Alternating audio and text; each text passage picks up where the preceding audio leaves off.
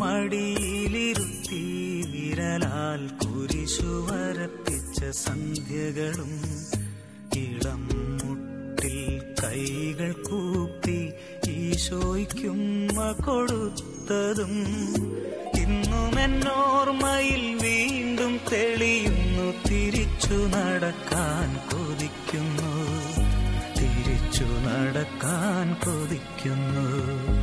അമ്മ മടിയിലിരുത്തി വിരലാൽ കുരിശു വരപ്പിച്ച സന്ധ്യകളും ഇളം മുട്ടിൽ കൈകൾ കൂപ്പി ഈശോയ്ക്കുമ്മ കൊടുത്തതും ഇന്നും എന്നോർമ്മയിൽ വീണ്ടും തെളിയുന്നു. തിരിച്ചു നടക്കാൻ കൊതിക്കുന്നു, തിരിച്ചു നടക്കാൻ കൊതിക്കുന്നു.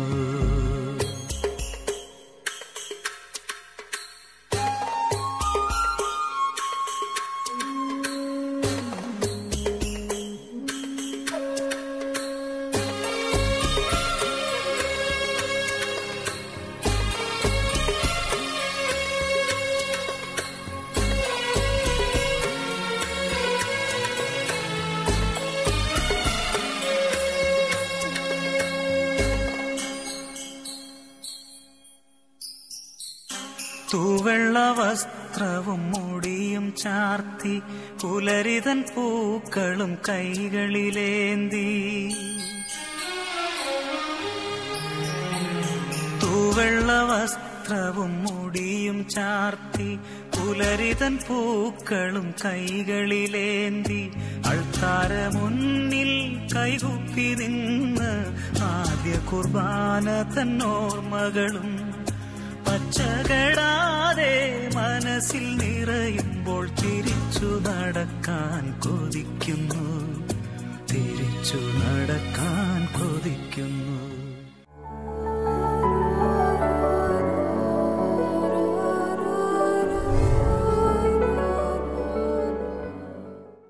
സ്നേഹമുള്ളവരെ, വളരെ സ്നേഹപൂർവ്വം നിങ്ങളെല്ലാവരെയും മദർ ഹോം ധ്യാന കേന്ദ്രത്തിൻ്റെ ശുശ്രൂഷകളിലേക്ക് ക്ഷണിക്കുക.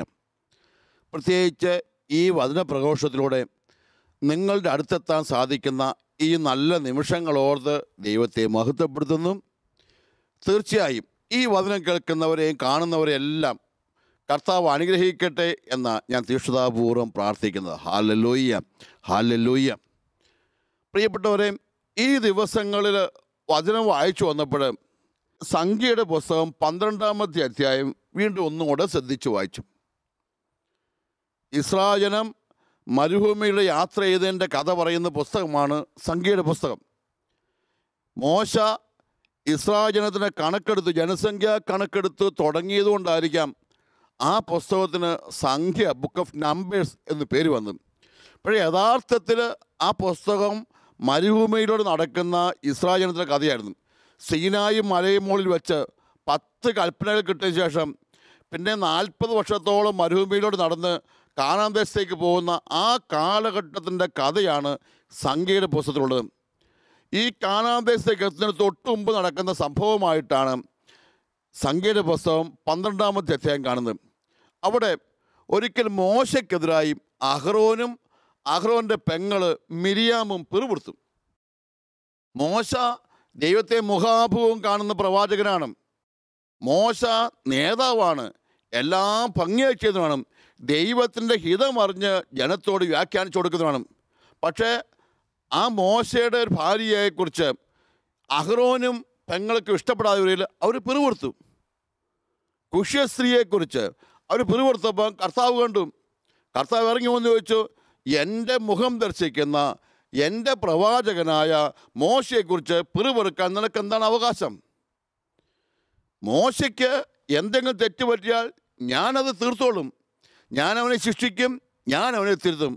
അവനെ വിമർശിക്കാനും അവനെ തള്ളിപ്പളയാനും അവനെതിരെ പടയുണ്ടാക്കാനും നിനക്കെന്താണ് അവകാശം? പ്രത്യേകിച്ച് മിരിയാം എന്ന് പറയുന്ന ഒരു സ്ത്രീയും കൂടെ ഈ ബഹളത്തിൽ പങ്കെടുത്തപ്പം കർത്താവിന് ദേഷ്യം വന്നു. കർത്താവ് പറഞ്ഞു, ഞാൻ അവരെ ശിക്ഷിക്കാൻ പോവുകയാണ്. എൻ്റെ ദാസനായ മോശയ്ക്കെതിരെ പിറുപിറുത്തതിൻ്റെ പേരിൽ കർത്താവ് അവരെ ശിക്ഷിച്ചു.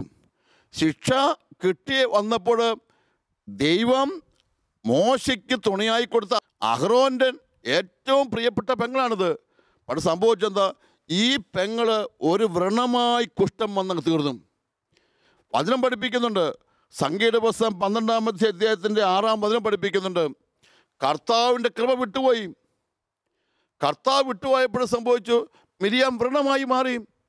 പ്രിയപ്പെട്ടവർ, നമ്മളൊക്കെ ഓർക്കണം, ദൈവ സാന്നിധ്യത്തിൻ്റെ ശക്തി ഉള്ളപ്പോഴാണ് ഏത് പ്രവാചകയായിരുന്നാലും ഏത് ശ്രേഷ്ഠ വ്യക്തിയായിരുന്നാലും അഭിഷേകമുള്ളത്. കർത്താവിൻ്റെ അഭിഷേകം വിട്ടുപോയി കഴിയുമ്പോൾ അവരൊക്കെ വ്രണമാകുകയാണ്. എല്ലാവരും അറയ്ക്കുന്ന, എല്ലാവരും തള്ളിക്കളയുന്ന, എല്ലാവരും അധിക്ഷേപിക്കുന്ന ഒരു നികൃഷ്ടമായ വ്രണമായി മാറിയ ദൈവത്തിൻ്റെ കൃപ വിട്ടുപോയവരാണ് മിരിയാമിൻ്റെ അവസരത്തുന്നത്. അവരുടെ ജീവിതത്തിൽ വ്രണമായി മാറുന്നു. പിന്നെ എല്ലാവരും പുച്ഛിക്കുന്നു, എല്ലാവരും തുപ്പുന്നു, തൊടുന്നവർ പോലും പുറത്താകുന്നു, തൊടുന്നവർ പോലും അവഹേളന വിധേയമാകുന്നു. അതായത് ഒരു കാലത്ത് ദൈവം തിരഞ്ഞെടുത്തും ദൈവം പ്രവാചക സ്വരം കൊടുത്തും ദൈവത്തിൻ്റെ അഭിഷേക സ്വരം കൊടുത്തവൻ കർത്താവിനെതിരെ പിറുപിറുത്തു കഴിഞ്ഞാൽ, കർത്താവിനെതിരെ പെരുമാറി തുടങ്ങിയാൽ കർത്താവ് അവനെ ഉപേക്ഷിക്കുക തന്നെ ചെയ്യും. പുറപ്പാട് പുസ്തകം 20-ാമത്തെ അധ്യായത്തിൽ 5-ാം വചനമുണ്ട്, എന്നെ വെറുക്കുന്ന പിതാക്കന്മാരുടെ കുറ്റങ്ങൾക്ക് അവരുടെ മക്കളെ 3ഉം 4ഉം തലമുറ വരെ ശിക്ഷിക്കും. കർത്താവിനെ വെറുക്കുക എന്ന് പറഞ്ഞാൽ കർത്താവിനെതിരെ നിലകൊള്ളുക എന്നർത്ഥം. ദൈവസ്വരത്തിന് മറുതലിക്കുക എന്നർത്ഥം. ദൈവസ്വരത്തിന് മറുതലിക്കുന്നവനെ കർത്താവ് തള്ളിക്കളയും. ഇതുപോലെ ഈ മിരിയാമും വ്രണമായി. യഹൂദരുടെ അന്നത്തെ പുറപ്പാട് സംഭവത്തിൽ ലേവി പുസ്തക നിയമപ്രകാരം കുഷ്ഠരോഗം ബാധിച്ചാൽ അവളെ ബഹിഷ്കരിക്കണം. കൂടാരത്തിൽ പുറത്തിറക്കി വിട്ടു. അവൾ ഒറ്റപ്പെട്ട കൂടാരത്തിൽ പോയിരിക്കുകയാണ്. പക്ഷേ ഞാൻ ബൈബിൾ വായിക്കുമ്പോൾ നോക്കും, പക്ഷെ അഹ്റോൻ എന്ത് ചെയ്തു? ദൈവം തിരഞ്ഞെടുത്ത അഹ്റോൻ പറഞ്ഞു, എൻ്റെ പെങ്ങള് ഇങ്ങനെ പാപം ചെയ്തിട്ടായാലും ശിക്ഷിക്കപ്പെട്ടിരിക്കുമ്പോൾ എനിക്ക് പോരാൻ പറ്റില്ല. ഇസ്രായേൽ ജനം മരുഭൂമിയിൽ മുന്നോട്ട് നടക്കേണ്ടതാണ്. പക്ഷെ അഹ്റോൻ പറഞ്ഞു, ഞാൻ പോരില്ല, എൻ്റെ പെങ്ങൾ ശിക്ഷിക്കപ്പെട്ടിരിക്കും, എനിക്ക് പോരാൻ പറ്റില്ല. മോശയോട് എന്ന് പറഞ്ഞ്, മോശ നിനക്കെതിരായി പിറുപിറുത്തു എന്നതാണ് ഞങ്ങളുടെ തെറ്റ്, പക്ഷേ ഞങ്ങളുടെ തോന്നലങ്ങ് ചെയ്തു പോയതാ, നീ ഞങ്ങളോട് ക്ഷമിക്കണം. മോശ എന്ത് ചെയ്തു? മോശ എന്ന് കർത്താവോട് പറഞ്ഞു, കർത്താവേ, ഇതാ അഹ്റോനും മിരിയാമും അനുദപിച്ചിരിക്കുന്നു, അവർക്ക് തെറ്റുപറ്റിപ്പോയി, അവരെങ്ങനെ ശിക്ഷിക്കരുത് കർത്താവേ, അവരെ തള്ളിക്കളയരുത് കർത്താവേ. മോശ പ്രാർത്ഥിച്ചു. പ്രിയപ്പെട്ടവരെ, ബൈബിൾ വായിക്കുമ്പോൾ അത്ഭുതത്തോടെ ഞാൻ മോശയെ നോക്കി നിൽക്കും. അതായത് തന്നെ എതിർത്തവനോട് വേണ്ടിയും തന്നെ കുറ്റം പറഞ്ഞവന് വേണ്ടി കൂടിയും മോശ കർത്താവിൻ്റെ കാല് പിടിച്ചു. അവൻ നിലം പറ്റ കിടന്ന് കേണപേക്ഷിച്ചു എന്നാണ് ബൈബിൾ പഠിപ്പിക്കുന്നത്. നിങ്ങൾ സംഖ്യയുടെ പുസ്തകം 12-ാമത്തെ അധ്യായം, കുറച്ച് വചനങ്ങൾ, 19 വചനങ്ങളുടെ അധ്യായം, ഈ 12 അധ്യായം ശ്രദ്ധിച്ച് വായിക്കണം. അഹ്റോനും മിരിയാമിനും വേണ്ടി ഇതേ മോശ തന്നെ കർത്താവ് പറഞ്ഞു, കർത്താവെ കരുണ കാണിക്കണം, കർത്താവെ കരുണ കാണിക്കണം, കർത്താവെ ദ്രോഹിക്കരുത്. എന്താ സംഭവിച്ചത്? കർത്താവ് കരുണ കാണിച്ചു. കർത്താവ് പറഞ്ഞു, ഞാൻ അവിടെ ശിക്ഷ ഇളവ് ചെയ്യാം. ഏതായാലും പറഞ്ഞു വെച്ചു, എന്ത് അസ്വസ്ഥത വന്നാലും അവൾ കുറേ കാലം പുറത്തിരിക്കുന്നല്ലേ, ഒരു 7 ദിവസമെങ്കിലും അവൾ കാത്തിരിക്കട്ടെ, കർത്താവിൻ്റെ കാരുണ്യം കടന്നു വരും. അവൾക്കൊരു പനി വന്നാൽ പോലും അന്നത്തെ തീർത്ഥാടക സമൂഹത്തിൽ ഏത് ചെറിയ പനിയും വന്നാലും പകരാതിരിക്കാൻ വേണ്ടി കുറച്ച് ദിവസം മാറ്റി നിർത്തുന്ന പോലെ കർത്താവ് പറഞ്ഞ് ഇവളും മാറി നിൽക്കട്ടെ. ഇവിടെ ബൈബിൾ പഠിപ്പിക്കുന്ന വചനം ഇതാണ്, കർത്താവിനോട് മോശ നിലവിളിച്ചു, ഞാൻ കേണപേക്ഷിക്കുന്നു, ദൈവമേ അവളെ സുഖപ്പെടുത്തണമേ. കർത്താവ് മോശയോട് പറഞ്ഞു, തൻ്റെ അപ്പൻ മുഖത്ത് തൊപ്പിയാലും അവൾ 7 ദിവസം ലജ്ജിച്ചിരിക്കുകയല്ലേ, 7 ദിവസം അവളെ പാളയത്തിന് പുറത്ത് പാർപ്പിക്കാം, അതിനുശേഷം അകത്തേക്ക് കൊണ്ടുവരാം. 7 ദിവസത്തെ ഒരു നാമമാത്രമായി ബഹിഷ്കരണം മാത്രമേ കൊടുത്തത്.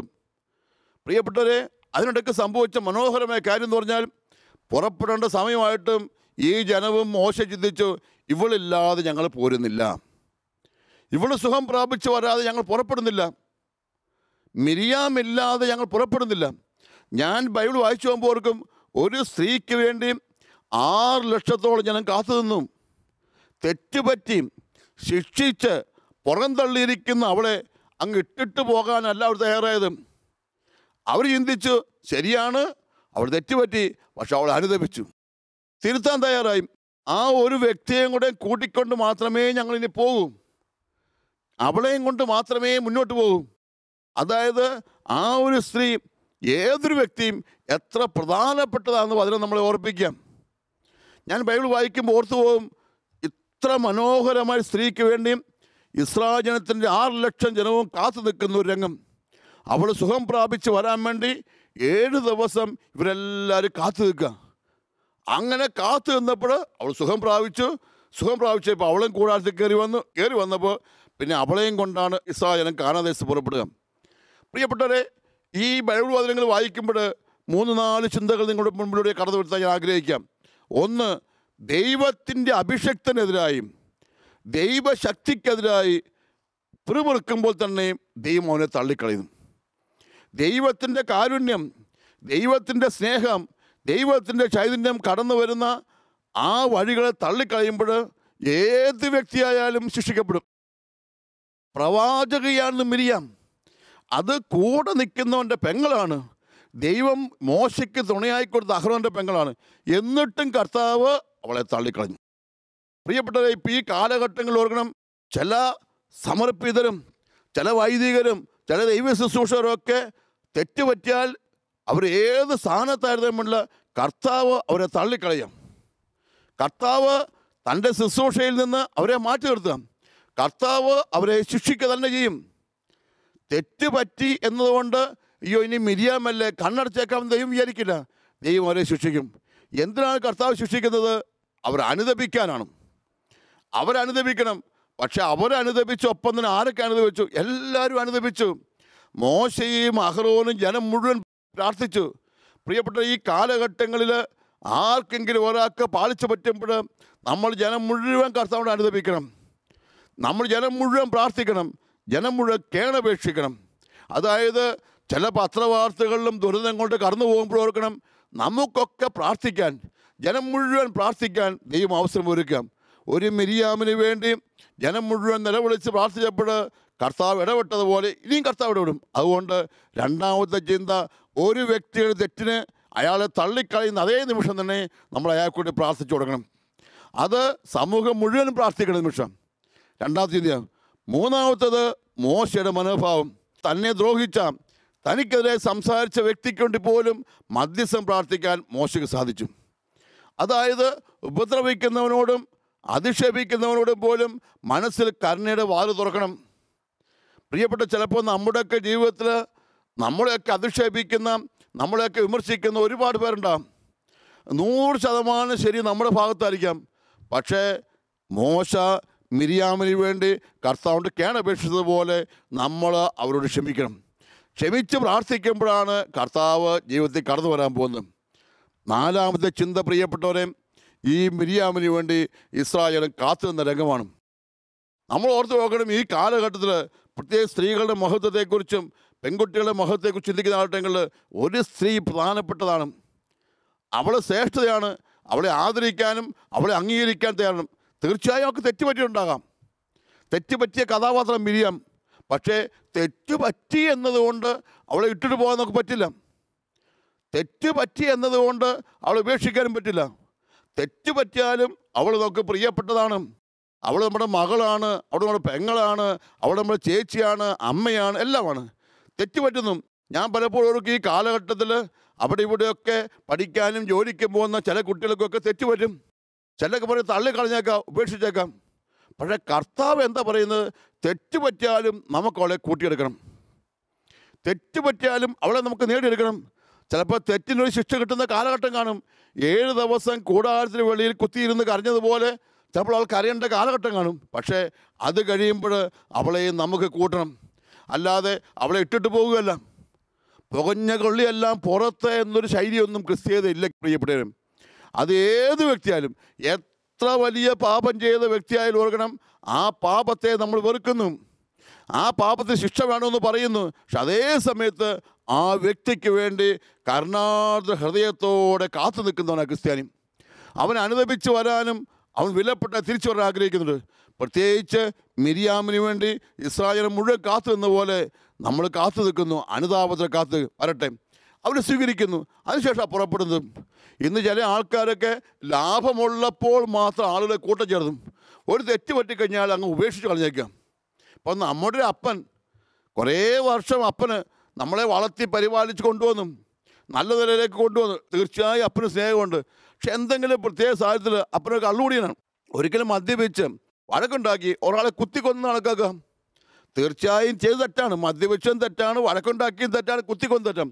എന്ന് വെച്ച് ഈ അപ്പനെ ഞാൻ വീട്ടിൽ നിന്ന് ഇറക്കി വിടുവോ? ഈ അപ്പനെ ഞാൻ തള്ളിക്കളയുമോ? ഈ അപ്പനെ ഞാൻ തന്നെ കൊന്നുകളയോ? അപ്പന് അപ്പൻ്റെതായ തെറ്റിന് ശിക്ഷ കിട്ടട്ടെ, സർക്കാരും കോടതിയും ഇവിടെ ശിക്ഷ കിട്ടട്ടെ. അതേ സമയത്ത് നമ്മുടെ മനസ്സിൽ ഈ അപ്പൻ്റെ തിരിച്ചു വരാൻ വേണ്ടി മാനസാധ്യത കാത്തു നിൽക്കണ്ടേ? ചിലപ്പോൾ നിങ്ങളുടെ മോന് മോശക്കാരനായിരിക്കാം, പക്ഷെ ആ മോന് വേണ്ടി എന്നും മനസ്സിൽ സ്നേഹം സൂക്ഷിക്കുന്ന വ്യക്തിയിലെ അപ്പനും അമ്മയൊക്കെ. പ്രിയപ്പെട്ട, തെറ്റ് പറ്റുന്നവരെ തെറ്റിൻ്റെ എല്ലാ കാഠിന്യത്തോടെ നമ്മളവരെ ശിക്ഷിക്കപ്പെടണം. തെറ്റിൻ്റെ എല്ലാ അവസ്ഥകളോടും നമുക്ക് തള്ളിക്കളയും. പക്ഷേ ആ വ്യക്തിയെയും ദൈവം കാത്തിരിക്കുന്നില്ലേ? അത് നമുക്ക് പ്രാർത്ഥിക്കാനും നമുക്ക് കാത്തിരിക്കാനുള്ള കാലഘട്ടമാണെന്ന് ഓർക്കണം. അല്ലാതെ ഇത് നമുക്ക് ലാഭകരമായി തള്ളിപ്പറഞ്ഞ് ഇട്ടിട്ട് പോകാനുള്ളതല്ല. ഓരോ ദിവസവും ഓർക്കണം, ഓരോ അടയാളങ്ങളുടെ കർത്താവ് നമ്മൾ സംസാരിക്കുന്നു. നമുക്ക് പ്രാർത്ഥനാപൂർവ്വം ചെലവഴിക്കണം. പ്രിയപ്പെട്ടവരെ, സ്വർഗരാജ്യം ലക്ഷ്യമാക്കുന്ന കാനാൻ ദേശ യാത്രയാണിത്. നമ്മുടെ ഈ കാനാൻ ദേശത്ത് മുന്നോട്ട് പോകുമ്പോൾ ചിലപ്പോൾ ആർക്കെങ്കിലുമൊക്കെ തെറ്റുപറ്റും. മോശയ്ക്ക് തെറ്റുപറ്റിയേക്കാം, അഹ്റോന് തെറ്റുപറ്റിയേക്കാം, മിരിയാമിന് തെറ്റുപറ്റിയേക്കാം. പക്ഷേ ഈ യാത്ര മുന്നോട്ട് പോകണം. പാറപ്പുറത്ത് അടിക്കാൻ പറഞ്ഞപ്പോൾ അതിൽ വിശ്വാസവചന കാണിച്ച മോശ കാനാൻ ദേശത്തെത്തിയില്ല. എന്ന് വെച്ച് ഇസ്രായേലും കാനാൻ ദേശം എത്താതിരുന്നില്ല. നെഗവ് മലയുടെ മുകളിൽ വെച്ച് പാലും തേനും ഇടുന്ന കാനാൻ ദേശം കാണാനേ മോശയ്ക്ക് പറ്റുള്ളൂ. എന്തുകൊണ്ടാണ് കർത്താവ് മോശയ്ക്ക് അനുവാദം കൊടുക്കരുത്? മോശയുടെ വിശ്വാസക്കുറവുണ്ട്. പക്ഷേ ദൈവജനം കാനാൻ ദേശത്തെത്തി. പ്രിയപ്പെട്ടവരെ, ഒരു നേതാവ്, ഒരു നയിക്കുന്നവന്, ഒരു പ്രവാചകന്, ഒരു പ്രവാചകി ഒരു പാളിച്ച പറ്റി, ഒരു പരാജയം പറ്റി, ഒരു തിന്മ പറ്റി, അതുകൊണ്ട് ജനം കാനാൻ ദേശത്തെത്താതിരിക്കില്ല. ദൈവം തിരഞ്ഞെടുത്ത ജനമായി കാനാൻ ദേശത്ത് തന്നെ ചെയ്യും. എന്ത് ചെയ്യണം? ഈ ജനം അനുതപിക്കണം, ഈ ജനം മാപ്പ് ചോദിക്കണം, തീക്ഷ്ണതയോടെ മുന്നോട്ട് നടക്കണം, കർത്താവിൽ ആശ്രയിക്കണം. വാഗ്ദാന പേടകം പോകുന്ന വഴികൾ നോക്കി പുരോഹിതൻ വാഗ്ദാന പേടകം ചോക്കുമ്പോൾ ആ മേഘങ്ങളെ നോക്കി അവൻ നടക്കണം. ദൈവ സാന്നിധ്യത്തിൻ്റെ മേഘങ്ങൾ നോക്കി നടക്കുന്ന പുരോഹിതനും അവനെ അനുധാവനം ചെയ്യുന്ന ജനവും തീർച്ചയായും കാനാൻ ദേശത്തെത്തി. ഇതുപോലെ കാനാൻ ദേശ യാത്രയുടെ കേന്ദ്രമാണ് നമ്മളൊക്കെ. നമ്മളും പ്രാർത്ഥനാപൂർവ്വം പോകണം. കാനാൻ ദേശത്തിലേക്ക് യാത്ര വാഗ്ദാന പേടകം ചോക്ക പുരോഹിതൻ. എന്താ വാഗ്ദാന പേടകത്തിലുണ്ടായിരുന്നത്? അഹരോൻ്റെ തളിർത്ത വടി, മരുഭൂമിയിൽ പൊഴിഞ്ഞു വീണ മന്ന, സീനായ മലയിൽ വെച്ച് കൊടുത്ത 10 കൽപ്പനകളുടെ കൽപ്പനകൾ. പ്രിയപ്പെട്ട, ഇന്നും പ്രമാണങ്ങൾ പാലിച്ചും വിശുദ്ധ കുർബാനയിൽ പങ്കുചേർന്നും അഹരോൻ്റെ പോലെ തളിർത്ത വടി പോലെ സഭയോട് ചേർന്നും ദൈവജനം നടക്കണം. ഒറ്റപ്പെട്ട മോശയും അഹ്റോനും മിരിയാമൊക്കെ ഉണ്ടായാലും ജനം പ്രാർത്ഥനാപൂർവ്വം നടക്കണം. നടക്കുമ്പോൾ കാനാൻ ദേശത്തുക തന്നെ ചെയ്യും. അതുകൊണ്ട് നമ്മൾ ഓർക്കണം, നമ്മളൊരു യാത്രയിലാണ്. ഈ യാത്രയിൽ തെറ്റുകൾ എന്നും സംഭവിക്കാം, ആർക്കും സംഭവിക്കാം, എവിടെ സംഭവിക്കാം. പക്ഷെ ഓർക്കണം, തെറ്റിന് പരിഹാരം ചെയ്യണം, തെറ്റിന് മാപ്പ് ചോദിക്കണം, തെറ്റിന് അനുതപിക്കണം. അത് വ്യക്തിയായാലും സമൂഹമായാലും എല്ലാവരും അനുദപിക്കണം. അനുദപിച്ചു കഴിയുമ്പോൾ കർത്താവ് തന്നെ ശിക്ഷ ഇളവ് ചെയ്യും. ജീവിതകാലത്തെ കുഷ്ഠത്തേക്ക് തള്ളിക്കളഞ്ഞ മിരിയാമിന് വേണ്ടി 7 ദിവസത്തേക്ക് കർത്താവ് ശിക്ഷ അടച്ചു കൊടുത്തില്ലേ? ഇങ്ങനെ 7 ദിവസം എന്ന പോലെ കർത്താവ് നമ്മളോട് കരുണ കാണിക്കും. കരുണ കാണിച്ച് പ്രാർത്ഥനാപൂർവ്വം കാത്തു നിൽക്കുമ്പോൾ പിന്നെയും നമുക്ക് യാത്ര തുടരാൻ പറ്റും. അതുകൊണ്ട് ഈ ദിവസങ്ങളിലൊക്കെ, ഈ നോമ്പ് കാലത്തും ഈ ദിനങ്ങളിലൊക്കെ കുറേ കൂടി ആഴത്തിൽ അനുദപിച്ച് പ്രാർത്ഥിക്കാനുള്ള ദിനങ്ങളാണെന്ന് പങ്കുവയ്ക്കാനാണ് എനിക്ക് തോന്നുന്നത്. ഈ ബൈബിൾ ഭാഗം വീണ്ടും പ്രാർത്ഥനാപൂർവ്വം നിങ്ങൾ വായിക്കണം. സംഖ്യയുടെ പുസ്തകം 12-ാമത്തെ അധ്യായമാണ്. അഹ്റോനും മിരിയാമും തെറ്റ് ചെയ്തപ്പോഴും കർത്താവ് കാണിച്ച കരുണയെ മനസ്സെന്നും ധ്യാനിച്ചുകൊണ്ട് വേണം നമുക്ക് മുന്നോട്ട് പോകാൻ. 103-ാം സങ്കീർത്തനം പറഞ്ഞു വെക്കുന്നില്ലേ, നിൻ്റെ പാപങ്ങൾ അവിടുന്ന് ക്ഷമിക്കുന്നു, നിൻ്റെ അകൃത്യങ്ങൾ അവിടുന്ന് മറക്കുന്നുവെന്നും. എന്നും പാപങ്ങൾ ക്ഷമിക്കുന്ന, അകൃത്യങ്ങൾ മറക്കുന്ന കർത്താവിൻ്റെ കരുണയോർത്ത് ദൈവത്തെ സ്തുതിച്ച് മഹത്വപ്പെടുത്തിക്കൊണ്ട് നമുക്ക് മുന്നോട്ട് പോകാം. Hallelujah, hallelujah. ഇങ്ങനെ പ്രാർത്ഥിക്കാം. കർത്താവായ ദൈവമേ, ഞങ്ങളുടെ ജീവിതയാത്രയിൽ ചിലപ്പോഴൊക്കെ ഞങ്ങൾക്ക് തെറ്റുപറ്റാറുണ്ട്. നീ തിരഞ്ഞെടുത്ത മോശയ്ക്ക് പോലും തെറ്റുപറ്റി, നീ സ്വന്തമാക്കിയ അഹ്റോന് പോലും തെറ്റുപറ്റി, കൂടെ നടക്കാൻ പഠിപ്പിച്ച മിരിയാമിന് തെറ്റുപറ്റി. പക്ഷേ അവർ അനുദപിച്ചപ്പോൾ നീ അവരോട് കരുണ കാണിച്ചു. ഇസ്രായേൽ ജനത്തെ മുന്നോട്ട് പോകാൻ നീ അനുവദിച്ചു. ദൈവമേ, ഞങ്ങളുടെ കിടയന്മാരുടെയും ഞങ്ങളുടെ മുമ്പേ പോകുന്നവരുടെയും തെറ്റുകൾക്കും കുറ്റങ്ങൾക്കൊന്നും ഞങ്ങളെ ശിക്ഷിക്കരുതേ. ഞങ്ങൾ അവർക്ക് വേണ്ടിയും പ്രാർത്ഥിക്കുന്നു. നിൻ്റെ ബലിപീഠം തേടി, നിൻ്റെ കാനാൻ ദേശം തേടി വീണ്ടും നടക്കാൻ ഞങ്ങൾക്ക് ശക്തി തരണമേ. ദൈവകാരുണ്യത്തിനായി ഞങ്ങൾ കാത്തു നിൽക്കുന്നു. ഞങ്ങളോടും ഞങ്ങളുടെ കുടുംബത്തോടും തലമുറകളോടൊക്കെ കരുണയാകണമേ. ഈ ദിവസം പ്രത്യേകമായി നമ്മൾ ലോകം മുഴുവന് വേണ്ടി മധ്യസ്ഥം വഹിച്ച് പ്രാർത്ഥിക്കണം. അപ്പോൾ ഈ വചനം കേൾക്കുന്ന എൻ്റെ ഒപ്പമായിരിക്കുന്ന മുഴുവൻ ആളുകളും കൈകൾ തുറന്നു പിടിച്ച് കർത്താവിൻ്റെ നാമത്തെ മഹത്വപ്പെടുത്തി നമുക്ക് പ്രാർത്ഥിക്കാം. Hallelujah, hallelujah, hallelujah. ദൈവമായ കർത്താവേ മഹത്വമുണ്ടാകട്ടെ. ദൈവമായ കർത്താവിന് സ്തോത്രം പറയട്ടെ. ഇപ്പോൾ ഈ നിമിഷം ഈ വചനത്തിലൂടെ ലോകത്തെ മുഴുവൻ വിശദീകരിക്കണമേ. എല്ലാ തെറ്റുകൾക്കും കുറ്റങ്ങൾക്കും മാപ്പ് നൽകണമേ. ഞങ്ങൾ കരുണയ്ക്ക് വേണ്ടി യാചിക്കുന്നു. ഞങ്ങളോട് കരുണയാകണമേ. ലോകം മുഴുവനോട് കരുണയാകണമേ. എല്ലാ തിന്മകളോട് കരുണയാകണമേ. ഇന്ന് ഞങ്ങൾ അനുഭവിക്കുന്ന രോഗങ്ങളും തകർച്ചകളും ദുരിതങ്ങളും അപമാനങ്ങളും എല്ലാം നീക്കി തരണമേ. അങ്ങേ സഭയെ വിശുദ്ധീകരിക്കണമേ. അങ്ങേ ഇടയന്മാരെ വിശുദ്ധീകരിക്കണമേ. കർത്താവായ ദൈവമേ, അങ്ങയുടെ വിശ്വസ്തയോടെ നിൽക്കാൻ പഠിപ്പിക്കണമേ. എത്രയെല്ലാം തെറ്റ് ചെയ്താലും ഒരിക്കലും അങ്ങേ ഉപേക്ഷിക്കാതെ അങ്ങയോട് ചേർന്ന് നിൽക്കാനും അങ്ങയുടെ കൂടാരത്തിലേക്ക് കയറി വരാൻ ഞങ്ങൾ ശക്തിപ്പെടുത്തണമേ. Hallelujah, hallelujah, hallelujah, hallelujah. ആന്തരികമായ സൗഖ്യവും പാപമോചനവും അഭിഷേകവും ജനത്തിന്മേൽ വർഷിക്കണമേ. Hallelujah, hallelujah, hallelujah, hallelujah. ദൈവശക്തിയോടെ എല്ലാവരെയും നിറയ്ക്കണമേ. ഇപ്പോൾ തന്നെ മനസ്സിലെല്ലാ വിഷമങ്ങളും നീക്കണമേ. Hallelujah, hallelujah, hallelujah, hallelujah, hallelujah, hallelujah, hallelujah.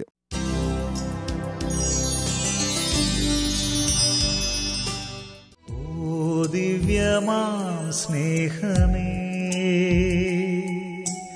ഓ ദിവ്യകാരുണ്യമേ, ഓ ദിവ്യമാം സ്നേഹമേ, ഓ ദിവ്യകാരുണ്യമേ,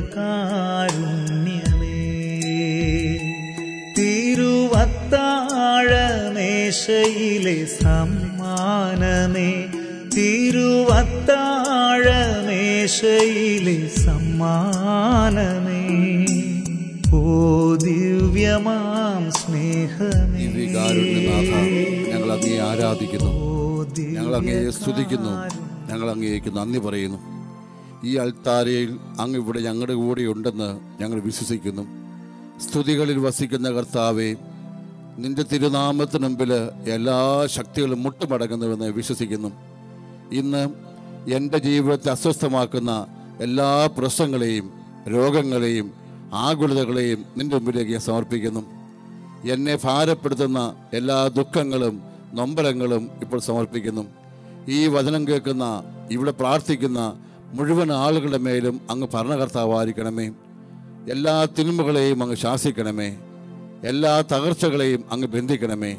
എല്ലാ അസ്വസ്ഥതകളെയും അങ്ങ് നീക്കണമേ. അങ്ങയുടെ വലിയ കാരുണ്യവും അങ്ങയുടെ വലിയ ശക്തിയും ഇപ്പോൾ ജനത്തിൻ്റെ മേൽ അങ്ങ് സംലഭ്യമാക്കണമേ. അങ്ങേ തൊട്ടവരും അങ്ങ് തൊട്ടവരും സുഖം പ്രാപിച്ചുവല്ലോ. ദിവ്യകാരുണ്യനാഥ, അങ്ങയുടെ ആത്മാവിൻ്റെ ശക്തിയാൽ എല്ലാവരെയും സ്പർശിക്കണമേ. ഇപ്പോൾ തന്നെ വേദനകളും രോഗങ്ങളും തകർച്ചകളും നമ്പരങ്ങളും മാറിപ്പോകട്ടെ. Hallelujah, hallelujah, hallelujah, hallelujah. സ്തുതികളിൽ വസിക്കുന്ന കർത്താവേ, സ്തുതിയുടെ ആരംഭങ്ങളിൽ ഇറങ്ങി വരുന്ന കർത്താവേ, ഇപ്പോൾ ഈ നിമിഷം ദൈവശക്തി പ്രകടമാകട്ടെ. Hallelujah, hallelujah, hallelujah. യേശുവേ സ്തുതി, യേശുവേ സ്തുതി, യേശുവേ സ്തുതി. ഹല്ലേലൂയ. ആത്മാവിൻ്റെ പുതിയ അഭിഷേകത്താൽ എല്ലാ രോഗങ്ങളും തകർച്ചകളും എല്ലാ വിഷമങ്ങളും മാറിപ്പോകട്ടെ. Hallelujah, hallelujah, hallelujah, hallelujah, hallelujah, hallelujah, hallelujah.